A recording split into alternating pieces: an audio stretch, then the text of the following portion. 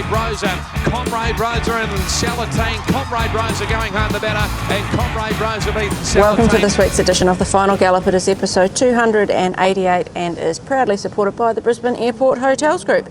This week we're going to preview our runners for Doomben 10,000 Day on Saturday as the Queensland Carnival heats up. Morning, Tony. No winners unfortunately last Saturday, but very four impressive place to get us to the eye in the future with Princess Rainey's Freedom Rally, Situation Room and all that pizzazz. Yeah, no, it was a tough day up there. Very heavy track. I think a lot of the jockeys commented the wettest track they've ever ridden on. So they did a good job to get through the meeting. Yeah, they did. And it was just horses that could get to the right part of the track. We know Sunshine Coast has that crown, and it could get to the right part of the track, then also get through the ground. So we had a few horses just find probably the wrong part of the best part, and a few struggled in the ground. Mm-hmm. But overall, the team ran quite well, particularly for races going forward. So. No, we left there, even though winless, sort of happy enough. Okay. On to the preview for our runners for Doomben on Saturday. The rail will be in the true position. The track is currently a soft 6 with a shower or two forecast for today and tomorrow with a fine race day. You'd think that the track will have some give in it, definitely. Just depends how much is the question with the rain that is around. Yeah, it's just annoying.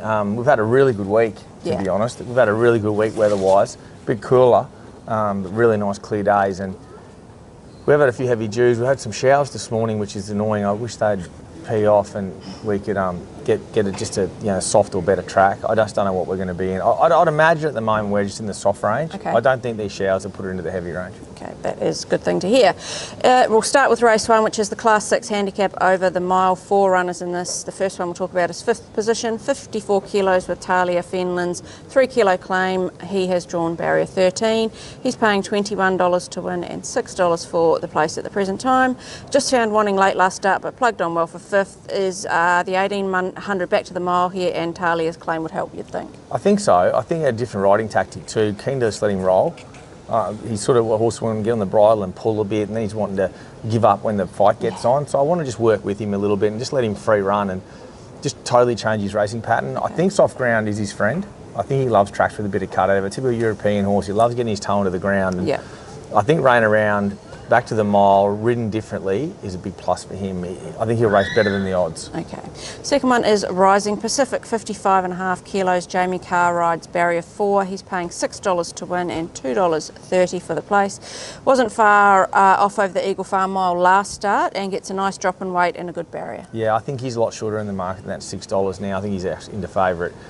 These showers are not his friend. No. He is dead set booing these rain. He wants good ground, he wants a good speed, and he's a really nice horse. He's had none of that lately. He got soft track 2 starts ago. He got good ground the other day, but he got a real muddling, the slowest run mile race you'll ever see. So this looks to be genuine tempo in this. So everything sets up well for him. He just needs this track drier rather than wetter. Okay. Third runner is Tenzing, 54.5 kilos. Tyler Schiller rides barrier 2. Tenzing is paying $9 to win and $3.10 for the place. Just nosed out for second by a stablemate, Rising Pacific, last start in the over the Eagle Farm mile. Another that's drawn well and also down on weight. I think the low draw is key to him. If Tyler Schiller can produce a ride like he did in the Doncaster on a horse like this, he'd be spot on, because he's a horse you don't want to really expose till you get just inside that 300. He only got a short, sharp sprint on him. If you go too early, he's just vulnerable late, and that's what happened at Eagle Farm. He come off Rising Pacific's back, I think, at half a furlong too early. Yep. He looms to win, and he just peaks. So he's really got to time his run.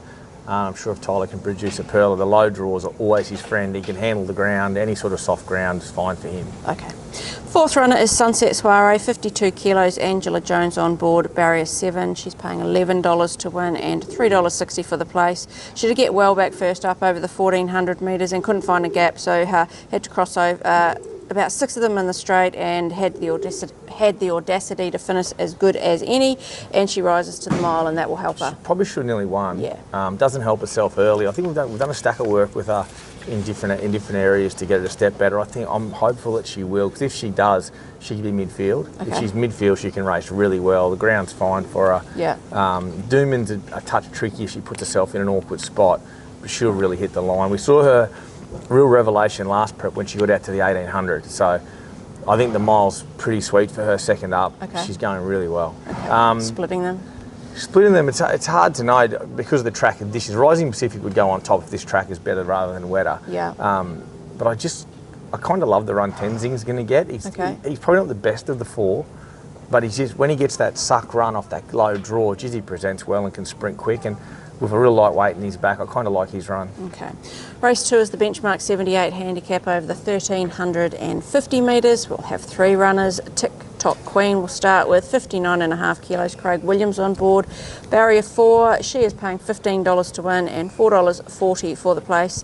Came wide second up at Eagle Farm and was no match for the winner, but still ran through the line strongly. She's drawn well, and let's hope Craig can give her a good ride. Yeah, Craig will ride her well. He's got a good barrier, get a nice run on her, and a moderate-ish tempo race. She just wants good ground. Unfortunately, if we just keep getting these wet tracks, it's going to really interfere with her. So it depends on how wet this gets. If it's genuine soft or worse, you won't see her run. She'll have a day off again. Okay, Warby is the second runner, 58.5 kilos. Ryan Maloney rides barrier 18. He's paying $5.50 to win and $2 for the place. It was a pretty big run first up over the 1,200 metres to just miss. Generally improved second up and had a storming win at this track and trip last preparation. Going super, out to his right distance, ridden back quiet. Track conditions are no concern for him, particularly as long as it's not heavy. Can see him running absolutely huge. He's going to have to, because he's going to be back a long way off the draw. He'll really hit the line. He's going terrific, that horse. And the third runner in the race is Black Max, 57.5 kilos, and right on cue, Maxie sticks his head out. Good looking boy. Isn't he? 57.5 kilos. Blake Shin rides barrier 22. He's paying $12 to win and $3.60 for the place. No match for the winner second up over the 1,400 metres, but wasn't far off second. 1/3 up for his last preparation, but faces a very awful draw. Yeah, look, he's a go forward type horse anyway. It's not the end of the world, but he wants better ground as well. Whether he's up to these sort of horses in soft conditions or not, I'm not sure. We might have to look at an alternative if the track gets too wet for him. He's dead set wants a dry ground. Okay, so Warby's the best of them, because he's just more versatile. I think he's probably the best horse as well. Okay. TikTok Queen's going really, really well, but she just dead set hates soft ground. Okay, fair enough. Race 7, we go right down to race 7 now, which is the listed Bright Shadow for the fillies and mares over the 1,110 metres, a race you've won twice with Cariad back in 2012 and more recently Outback Barbie in 2021. We have a number of runners this year, a few of them of emergencies. We'll start with a definite one, which is Bubble Rock. She'll carry 59 kilos at Blake Shin on board barrier 2. She's paying $11 to win and $3.40 for the place. Will be her first Australian start on Saturday. She's a multiple group winner from the United States. Looks like she's enjoying a new environment going off her trial last week. Yeah, she's going really well. She looks super too. She's acclimatised well. Her coat's really good. Work's been good. She's a bit challenging to work with.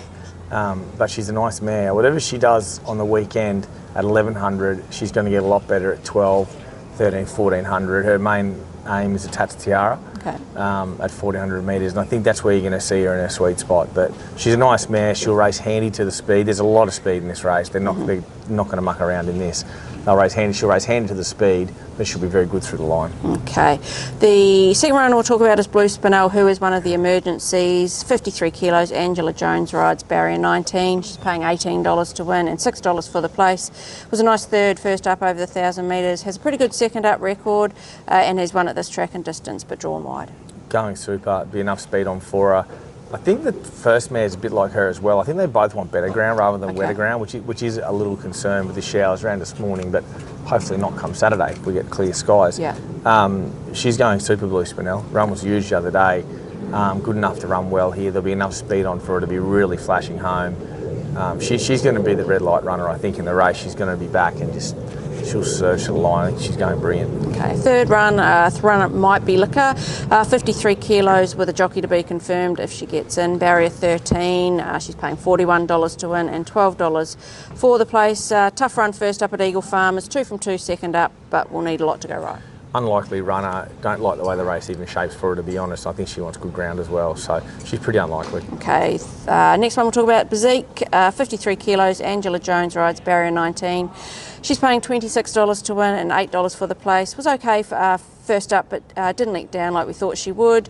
Runs well at Doomben, but another that is drawn wide. Sting out of the ground would suit her if she got in. Loves the wet. Can be ridden forward or back. Just got racing too fierce and got out to the wrong part of the track first up. I'd be very forgiving of that run.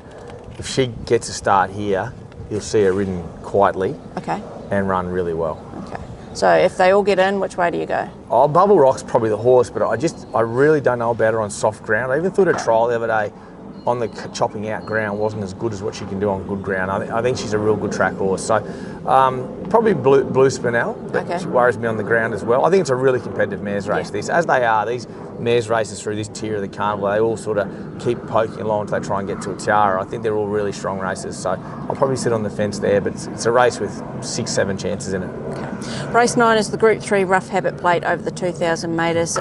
2,000 metres. You won this race with Amex at double figure odds in 2014. Felix The Scat will run in it this year, 57 kilos. Kyle Wilson-Taylor on board, barrier 15. He's currently paying $51 to win and $12 for the place. Did make a wide run last start in the Queensland Guineas from the back and was strong through the line with a midfield finish. Will only benefit from the step up and trip, and actually went close to winning at Eagle Farm over the same trip in the summer. It was a really good run the other day in the Guineas. Got to the wrong part of the track, chopping out ground, didn't suit him. Everything was really against him to run well, and he still powered through the line at big odds, 150 to 1. It's a good race. 2,000 is no concern. He'd rather better ground rather than wetter ground. It's like a broken record saying about these horses today, because that's basically the scenario we've been in for a while with these wet tracks. But he can handle soft. He loved the 2,000. He's in a really good space. Look, if you have any exotics, he's a bolter for exotics. I certainly be putting him in. Strong race. A lot of southern horses up here that have ran on Oaks and Derby paths down there that are going to be awfully hard to beat. But he'll really hit the line. He'll run better than his price suggests. Okay. We're on to the final furlong of this week's Final Gallop. Who is your best winning chance at Doomben on Saturday? Yeah, which is tricky because of the way this weather is this morning. If this weather wasn't here this morning, I was really tipping a much improving track, better than a 6, probably into the 5 region. And I would have had Rising Pacific off that low draw. But I'll probably go with Warby now. He's got the awful barrier draw, but as long as there's enough pressure on, he can really get home and he's in good shape. So I'll put Warby on top just for safety's sakes with the track. Okay, your best each way chance? Best each way chance. Well, I think the tracks are sort of bugging me around a little bit here as far as weather goes, but might try a bit of a mix up with 5th position in the first. He's the big odds, I know. If the track was to dry out and they were to dry right up, it'd be TikTok Queen at 20 to 1. So there's a few there at good odds, but look, it'll really depend on this track. Okay, your best at the Provincials, Toowoomba Saturday night and the Sunshine Coast on Sunday. Got a pretty nice team going to Toowoomba on Saturday night without the fields being out yet. I thought, you're making me crazy. She's been busting to win a race. Should have won the other day. I think it'd be really hard to beat in the maiden. Set to Shine's come back really good. So whatever race she contests up there, I think follow us at Toowoomba on Saturday night. We've got a pretty good team up there. I went that way thinking the tracks might be a bit drier, a bit more inland than what they are on the coast for these coastal showers. So I'm hoping I'm right. Okay, your best track worker for the week? Track worker this week, we did all our work here at Eagle Farm on Tuesday morning. We didn't go to the course proper at Doom, which was exceptionally wet out wide. I thought the 2 fillies were really good Tuesday morning, which was Bezique and Blue Spinel. Okay, Going super, both those. So both come out of the same race the other day. I think that was probably the best work I saw this week. I was really happy with him. And Warby was unreal. He worked solo here on his own with Maloney on, and he's still gushing about him. So he's going well also. Okay, and your performance for the stable for the week? We didn't get a winner on the weekend. I could run back to Maddie Barton's one of her favourite horses, Porky, on the Wednesday for 1-2, which was a good win last Wednesday. We had obviously 3 yesterday, which I'll probably talk about next week. But I thought Freedom Rally, super run. He was really good the other day. Arguably he gets the run that Yellow Brick gets. I win the race, and then we'll talk about him for the Stradbroke. So I think Freedom Rally for me, he's a proper horse. I don't know if he loved that sort of ground last week either, yet he raced really well, and I think he's a proper horse going forward into this carnival, which we've thought for some time. Okay. It is now time for Cav's Corner, which is supported by the Brisbane Airport Hotels Group. He landed his first leg last week with Princess Rainey's place, but poor old Hidden Wealth just had to carry Cav's weight or Cav's head, which is worse. I don't know. It was too much. He probably should have run a play. She erred a touch on him early, Sam. She just got back 4 wide. She should have given him a squeeze and got midfield 3 deep with cover. Had he got there, I think he definitely runs a place. Anyway, let's see what he's got for us this week. Welcome to Cav's Corner for this week. We won't reflect on the past, always look forward, never look back. This week we'll go to Doomben, we'll go Bezique a place, and then we'll venture up to the mighty T-Bar, and we'll go Jamaican Me Crazy a win. Good bunning, guys. So he's gone Bezique Place, hoping she gets in, and Jamaican Me Crazy for a win at Toowoomba. Yeah, well, I could see Bezique running well because she's so versatile. I rode her back here in the Carnival last year and she flew home. So she's pretty versatile how you can ride her. There's a lot of speed in this race. So if she does get in, she loves soft ground. Yeah. This is right. She's improved significantly from her first up run. She has, yeah. I kind of like that. I don't know whether she'll gain a start. And the other horse, well, it shouldn't be a maiden, it should have won the other night. So it'll be hard to beat Saturday. Okay, anyway, good luck on Doomben 10,000 Day. Some nice chances early, and then a nice big break and finish off strong. Yeah, it should be a really good day's racing. It always is. It's one of my favourites, Doomben 10,000. I love the meeting. It's a ripping day. It really kicks off the big five weeks of our Brisbane Racing Club Carnival. So I think it's unreal. Everyone who can get out there. It'll be a great day. Absolutely. Best of luck to everyone over the weekend.